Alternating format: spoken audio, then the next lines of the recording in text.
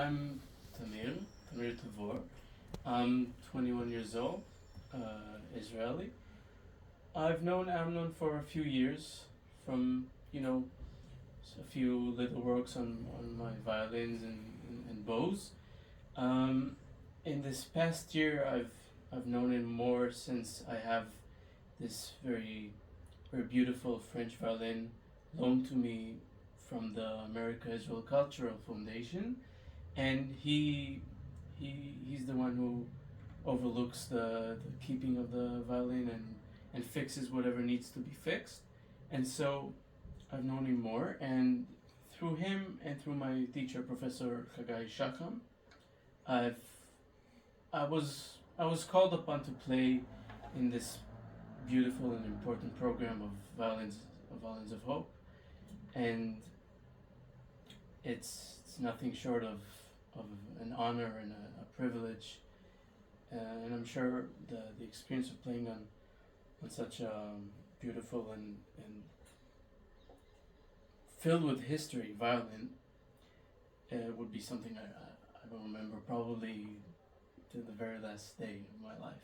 How does it make you feel when you play a violin like that? I mean, how can one define the experience of playing on such an instrument? It's really an experience, because I believe art in its essence is a tool to express our emotions, to share emotions, and this instrument, which ultimately was used to play art of some sort, is sort of the way for me to share those emotions with whoever played on it in a way that is not possible anymore, because they are unfortunately gone. They're not with us anymore, and yet through this instrument I can also use it not just to play the notes of the music, but to play the common emotions and music that I share with those people. Mm-hmm. And that's a way to remember. That's a way to keep their history and their lives still relevant today. And that's, I think, one of the most important things any Jewish person can do.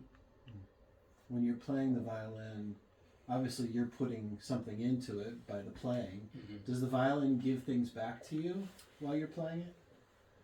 I mean, every violin has a different feel, a different sound, a different tone, and it's not unheard of to speak of not just you playing the instrument, but the instrument playing you. There is some sort of a chemistry between your hands and your technique and the instrument itself, and so it's